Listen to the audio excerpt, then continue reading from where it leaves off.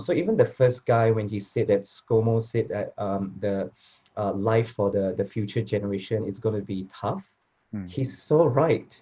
Mm. Things are going to get tougher because we live in a hyper commoditized, a hyper competitive, a hyper disruptive Mm. environment right now.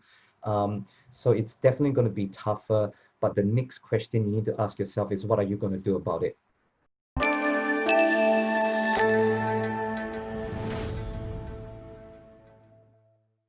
All right, good day, Dom. How you going? Very well, Jeff, and Mm. yourself? Yeah, not too bad, mate. Not too bad. It's the weather's great up here in Sydney. It looks like it certainly is down there for you as well in Melbourne. So Yeah, it's going to be a nice sunny winter morning in Melbourne, which is nice. which is good, yeah. And unfortunately, I've heard about the latest situation down in Victoria with COVID. Mhm. It looks like you're not quite out of the woods yet, but fingers crossed, everything will turn around. Exactly. So even though we are in the second lockdown, the good news is that we've been through this before. So Mhm. whatever past habits or routines is just kicking it back into gear. We're used to this before, and we'll definitely get through this. That's awesome. And you know what? I've been looking forward to talking to you because I know you're the kind of guy I need to talk to during difficult times. You're too kind. Mate, well, one of the things that we started doing with PDF is to share some of our interviews and podcasts with our friends. And one of the stories that I really want to share is yours. Now, for the benefit of friends who's never heard your story before, who's never had the good fortune to join us, can you tell us, just recap your story from an international student to where you are today? Mm, Perfect. So I was born in Singapore, did my Bachelor's of Mechanical Engineering in Nanyang Technological University, and I did my work experience in Motorola back then when the phones weren't smart yet with the physical buttons and Yep, all yep.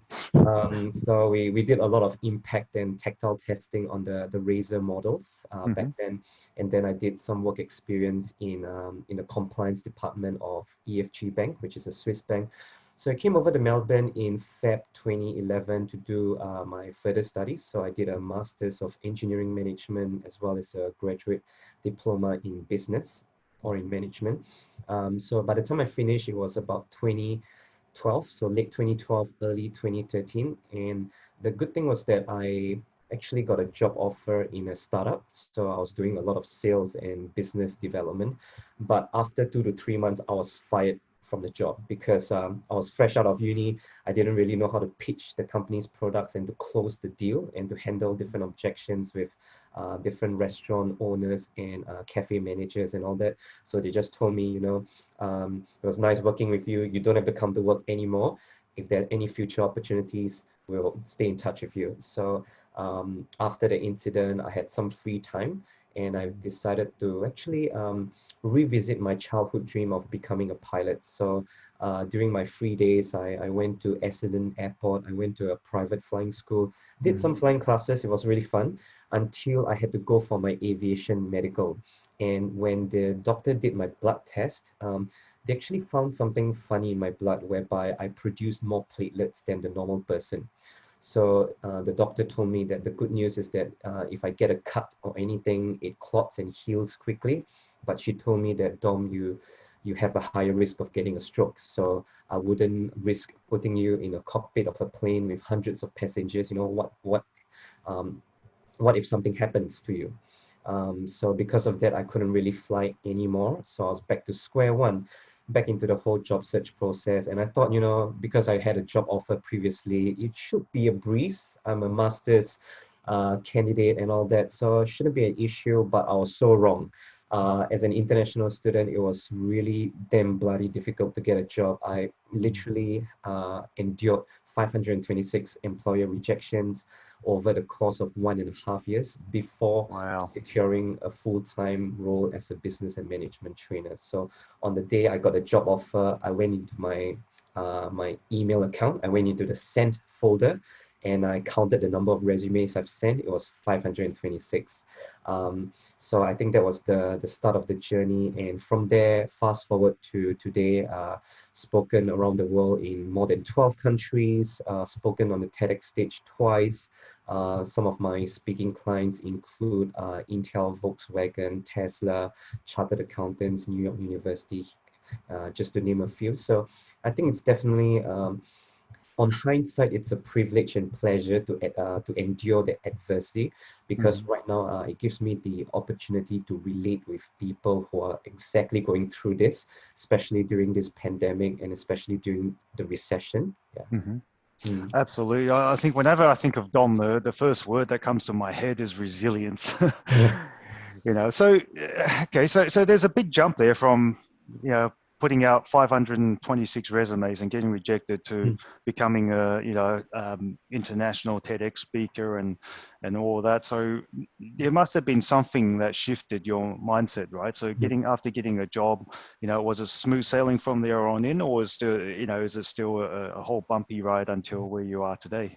I think that's a really good question. So there were a couple of pivotal and inflection points during the journey, and one of it was I really remembered this as clear as day. Like there was this time when my parents came over from Singapore. They were in Melbourne for a short break, just to spend some time with me since I was quite free. So we were in this restaurant having dinner, and at that point of time, I must have sent out my 327th resume. So I was so depressed. Not that you're counting. Yeah, I mean something like that. Yeah, definitely in the hundreds. So I was really disappointed, discouraged, quite depressed and all that, and even desperate. So I remember I was sitting down in this restaurant while we ordered our dinner, waiting for the food. And I just told my mom, you know what, I'll just take any single job that I can get just to pay the bills, whether it's like delivering newspapers, whether it's admin or filing, or doing some entry-level job, just anything just for me to get some money to pay the bills. So most of the time, my mom will give me advice like, you know, son, don't work so hard, take it easy, make sure you take care of yourself. But this time around, she told me something which I'll never forget. She said, don't think of just paying the bill. You know, you need to think of building and establishing a respectable career for yourself and for your future family. So you need to think bigger than that. So my mom literally told me to wake up my bloody idea. And from then, I made the decision that I'll never want to disappoint my mom ever again. And I remember there was this point of time whereby I submitted an application for a position in Accenture, and I got my friend to be my referee. So I thought that the job is as good as mine. You know, I've got everything in place. I think I'm a great candidate and all that. And then obviously I got the rejection email. And then when I told my friend about it, he gave me a very disappointed look. And when I saw his face, I can still remember his facial expression. It's the face that I get that what I saw in his face was that he wanted to help me, but that's all he could help me. That's as far as he could help me, because there are so many other things beyond his control. And the moment I saw that face, I just knew it deep down in my heart that I had to take full ownership of my situation. I couldn't rely on referrals or other people or my networks or my word of mouth to help me, even though that's good and that's a bonus. But ultimately, at its core, I need to take 150% responsibility for my own career success. Wow. Mm. So have you always been able to withstand setbacks? I mean, as a kid, right, you should know, you have a pretty good idea what you're made of. Or is your resilience something that you've built up over the years? Like, did you just get tougher as you go, or are you always that kid, you know, that would never give up? You know, some kids you can just tell that they've always got that, you know, fire burning in their belly, and you know, they get, you know, they could be into sports and they get hit, they get up again, they get hit, they get up again, and you know, the thing I think of is, you know, remember that scene in Rocky at the very end? Oh yes, yes, It's that's that right. look in Apollo Creed's face when Rocky just gets up that one last time. It's like he cannot destroy this guy, even as much as Exactly. you hit him, right? Yeah. And that resilience is what gives Rocky all that power. Now, are you that kid, Uh, or did you have to develop into that kid? I had to train and develop myself, because honestly, when I was growing up, I was just a little whiner. I was just a little pampered, sheltered kid, and I mean, I have no one to blame. My parents were, I grew up in a very nice, supportive, and comfortable middle-class Asian family, both working parents. We had a domestic assistant who helped us take care of our household chores back in Singapore and all that. So everything was nice, but I knew that deep down, comfort and complacency is also damn dangerous, because it shelters you and prevents you from seeing what life can actually offer, and it kind of holds you back from being your best. So there was this moment whereby when I was still studying in Singapore, I had a chance to go for an internship work experience in an engineering company over in France. So I applied for it, I cleared the initial interview, and I was doing my paperwork. And then I just thought to myself, you know what? It's a new country. I haven't been there before. I don't speak the language. Like, what if I don't fit in? What if I can't do it? And all that. So all this negative self-talk came in, and I withdrew my application. So long story short, I didn't go there, and that's pretty much the end of the story. So that's a little regret which I carry on. But fast forward to this moment, I did think back about that incident, and that was how actually got me to do my Europe speaking tour. So 1 or 2 years back, what I did was, I haven't been to Europe before. I want to go there, and since I'm going to go there, I want to speak to different organizations and all that. So what I did was, after office hours, I spent about maybe 2 to 3 months cold calling Europe. I Oh, called wow. about Wow. 70 to 75 universities and co-working spaces. And in total, I managed to secure about 12 to 13 speaking engagements in cities like Stockholm, Gothenburg, Helsinki, Copenhagen, Dublin, Amsterdam, Munich, and all that. So haven't been to Europe before, but you know, so I think I use this incident as a, and I call this the power of vengeance. When you come back with a vengeance, you come back stronger and better than before. Oh, that is powerful. Yeah. That is powerful. I love it. So it's really cool that you mentioned that, comfort keeps you from being your best. Mm-hmm. Sometimes people think of, the motivation behind success is, the traditional stuff, the wealth, the fortune, the fame, and power, and all the traditional stuff. But at PDF, our mission, we believe that, for people to be happy, you have to be fulfilled, and to be fulfilled, you have to be, what you're born to be. You have to be at your best. Basically, you have to contribute in the way that you're supposed to. So I really like that. You have that mission that you want to share, what you're here to do. Which actually reminds me, the first time I've heard of you is when I read about you in the papers. And what really got me was the fact that you were prepared to share your story about the 526 Yes. rejections. Yeah. So what made you decide to share that story? I think it's just not holding that story back, and just being selfless. Because if we all have a message and a story which can add value to the world, and if at any point of time you hold yourself back, you are being damn bloody selfish. There is no sugarcoating this. Because you're doing a disservice to people. Maybe it's an individual who's struggling and could use a bit of inspiration or motivation. So it's just like if you're a craftsman or a painter, and you have the best and most brilliant paintings in the world and the nicest portraits, but you just keep it in your garage instead of showing it to the world. So that's a disservice. It is a disservice and a plain waste of your talent. Absolutely. And I think it does take a lot of confidence once you know that, even a story of failure over and over again is something that is valuable to those around you. And I certainly have found it very valuable. I mean, in fact, what that story did is that it makes people realize that there's no shame in failing. It is all about the striving, in order to succeed. Which brings me to one of my favorite topics about the mentality that you have right now. I think you often talked about how the migrants' mentality is very different to the locals, and it's funny you use that language, because to me, it sounds to me like you still maintain that migrant work ethic. What is it in the migrant mentality that allows them to work harder and succeed? So it's interesting you brought that up, and I think it's a good phrase to coin, like the migrant mentality. And actually, I was just reading about the story of Amazon and Jeff Bezos, and Mm. actually Jeff has the migrant mentality because the migrant mentality is about treating every day like day one.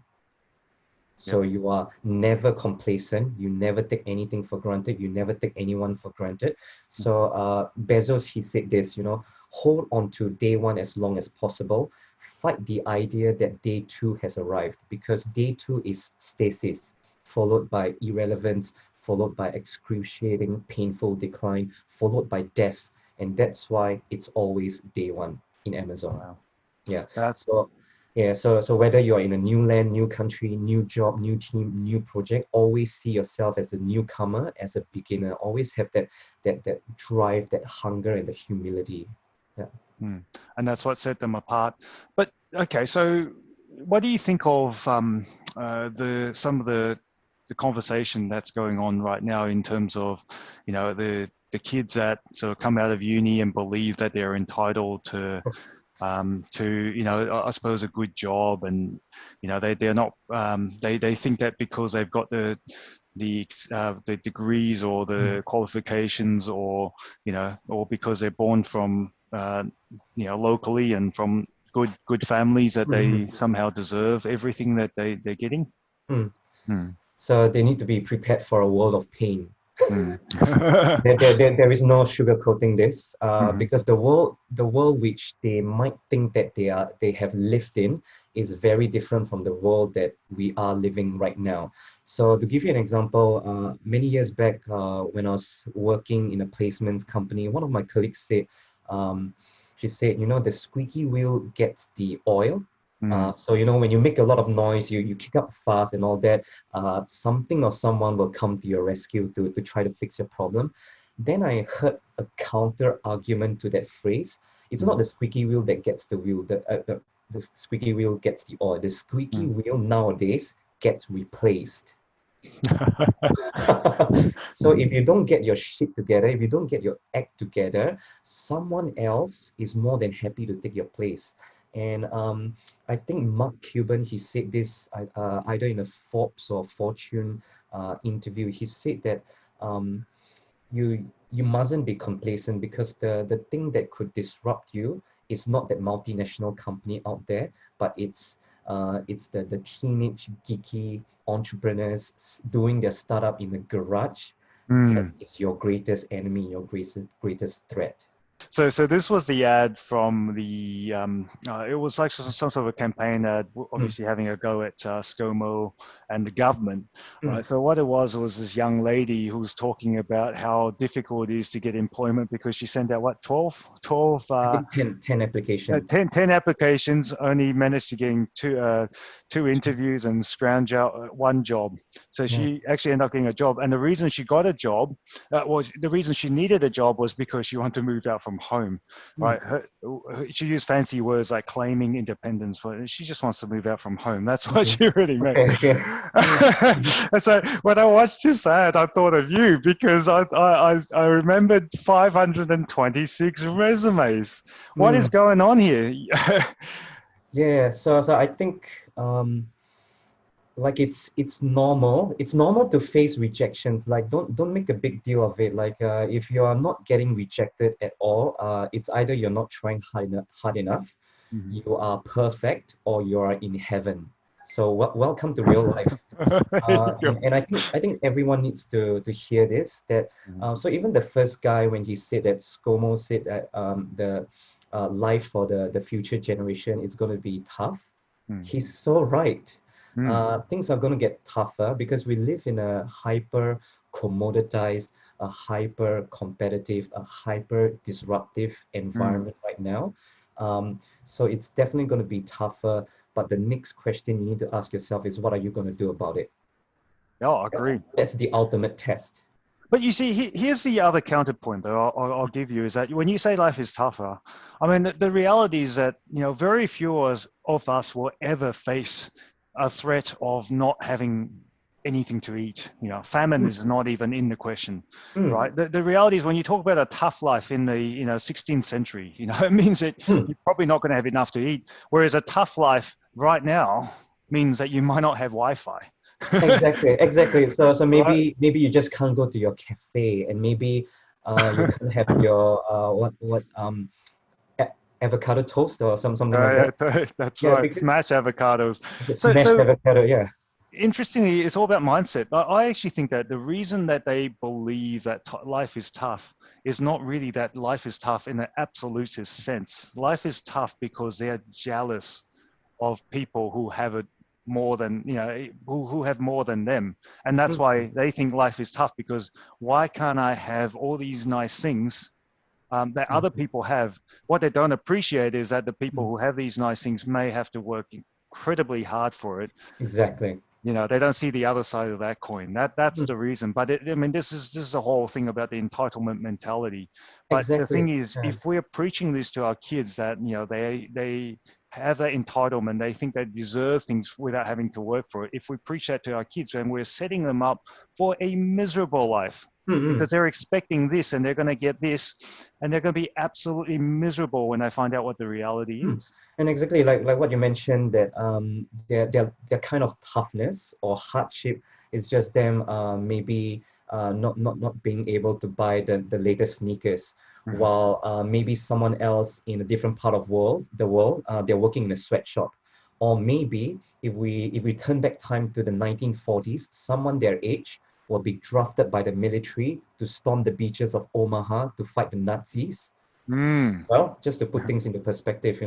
So even as migrants ourselves, we've been through a lot, but I still say that we still need to be tougher. We still need to humble ourselves. We still need to be more resilient, because even though we might think that we've gone through a lot, if we look at the refugees, if we look at people who have to run away from war-torn areas, like previously I was at this careers event, and I spoke to an international student who was really calm and composed. And I just asked her about her background, and she told me that she came from Serbia and she had to leave her country because her town was being bombed. Oh, wow. And she was so calm and composed. And then if I look at a local kid here who's just been rejected, who just didn't get a part-time job at Macca's, they freak out, they cry, they make so much noise. Like, interesting. What's going on? That's right. So, I mean, as a father, I really worry, right? Like these are the sort of things that I need to think about when I bring up my kids. I need to, as much as I love to provide them a life of comfort and luxury and all that, Mm, I also need to prepare them for what's really going to be ahead, which is, mhm, they are going to face rejections, they're going to face disappointments, they're going to need to put in the hard yards. mm, And if we don't train them well up here, we are really mm, not doing them, we're doing them disservice. We're not going to give them the life that they could truly mm. achieve, right? And Exactly, without this exactly. up here, then what we're doing is actually putting them in a prison. Mm, And they might be okay, but they might be mediocre, but they'll mm, never be truly fulfilled and happy mm, unless they mm, have the resilience and the mm, mindset in order to get everything that they are capable mm. of. Mm. Yeah, because it also forces us to not take what we have for granted, Mm. because a lot of us, we are in a nice environment, with a roof over our head and all that. So it's easy to think that everything just circles around us. But if we look at the stories of other people who've been through a lot of issues at home, maybe they grew up in a drug-infested family, single parent. They grew up in poverty in a rough part of town. Mhm. But if some of them are able to work themselves up to creating a lot of success, then how much so should the person who's already living in abundance live a great life and be Mhm. very successful? Because um, we have so much resources around us. We live in one of the richest countries in the world, That's and right. yet people still are struggling. So there's something that doesn't reconcile. So Mm. is the poverty really environmental, or is it actually In mental? your head, Yeah, yeah, yeah, that's it. That's it. yeah, It's yeah. are we rich or poor is up Yes, to yes. here. It's Yeah. up here. Yeah, yeah. Mm. Hmm. Absolutely. Exactly the point that you've been preaching, right? It's all about that mindset. So for someone who's always focused on a problem, how Hmm. do they shift their mindset to focus on the solution? Like So I what is there a process that you go through? Or is this, is this something you have to be born with, or is this something that you can train for? So I think it's always seeing how you can enlarge and stretch your perspective, Mm-hmm. and always digging deeper to see whether there are any inherent limiting beliefs. Because the person might have grown up, so like, earlier in this conversation, you mentioned about maybe kids growing up in entitled or sheltered families. Mm-hmm. So nothing wrong with that. It's good to come up to have a proper upbringing and all that. But if they have been programmed and hardwired with a belief that or mom is always there to provide for them, or someone is always there to give them the opportunities, or they are always special, as long as they turn up, they'll get a medal. Very dangerous, because yeah, I mean that's something that's quite ridiculous as well. Like, you give kids a medal just for turning up to the race without having to win the race. That's, I think, bordering on criminal as well. So if they are already carrying that kind of inherent mindset, it's very hard for them to change their actions. So you need to examine your core beliefs. You might need to rewire yourself to tell yourself that, you know what, no one's coming to your rescue. You rescue yourself. Mm-hmm.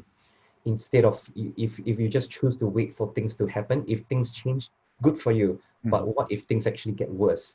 So instead of doing that, why not you make things better yourself?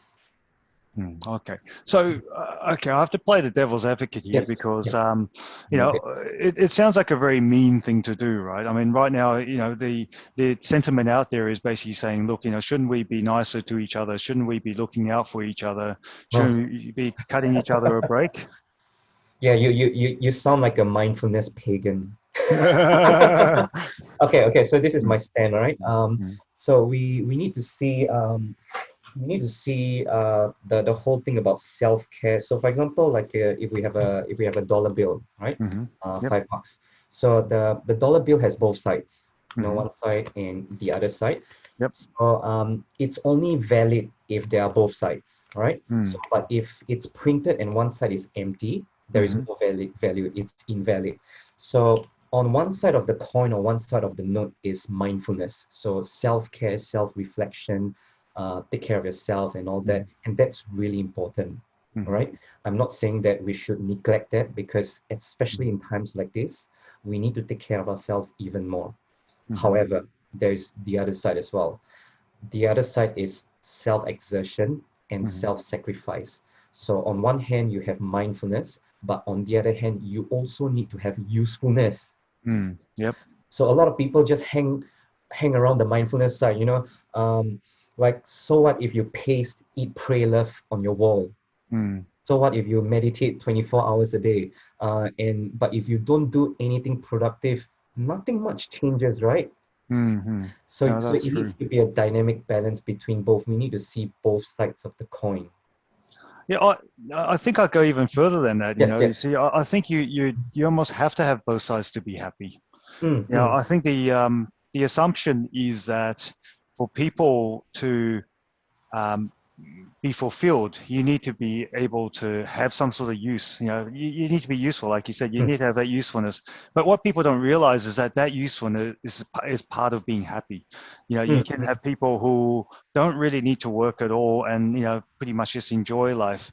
And quite frankly, a lot of them actually end up not being terribly happy because they're not of service to Mm. others, and Mm. ultimately, a lot of these end up dying alone and quite Mm. miserable. But I think this is the sort of things that people Mm. don't realize. When you're sort of looking over, grass is always greener, but they don't appreciate that.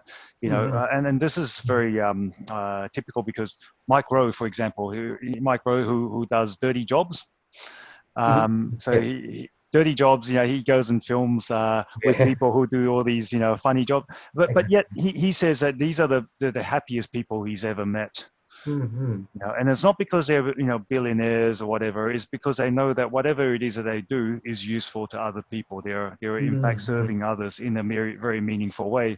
And I do believe that is the core of our existence. If we can't serve others in a meaningful way, it's very difficult for us to be happy. even if you have Exactly. all the material possessions.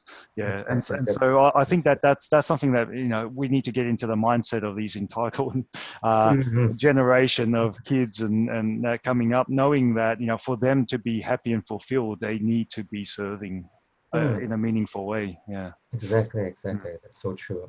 mm. Cool, mate. Well, always a pleasure talking to you. And I feel like, you know, you've just got that grit that is just unparalleled. You know, I think Thank you. there's a very special quality about you that I admire, and, you know, keep up the good work. You know, I know that you're destined for bigger and better things. Thank you, thank you, and you're too kind, you know. And I think the world also needs more people like yourself who can challenge the status quo. And I think the last thing I'd like to share is that every one of us has a part to play. You know, like even though we are going through very crazy times right now, we Mm. are literally writing our own stories right now. So Mm. always imagine, always think about yourself having the pen right now because you're literally writing history right now. Because we'll all get through this, you know. And then one day we'll sit down with our kids or even our grandkids, and then we'll tell them and reflect on 2020 and what we did about it, how we got through it. So right now is how we can actually write the story. Wow, that's Mm, powerful yeah, stuff. so the pen, we got the pen right now. A lot of people think that they wish they had the eraser so that they can change their past. And through that, they actually forget that they actually have the pen where they can write their future. That's right. That's Yeah. right. If you focus on the past, you miss the present. Mm-hmm. And everything that we do now is so pivotal, isn't it? This is just that part of our history. I Mm. mean, what's going to happen in a couple of years' time, nobody knows. Mm-hmm. But it's up to you. it's Exactly. it's up to us Exactly. to make it happen. Yeah, That's so cool. true. Thank All you. right. Well, thank you for that. That was a great way to start a Friday. So appreciate the inspiration, and I'm sure we'll chat very soon. Definitely. Thanks so much, Jeff. We'll All speak right. soon. Take care. Yeah.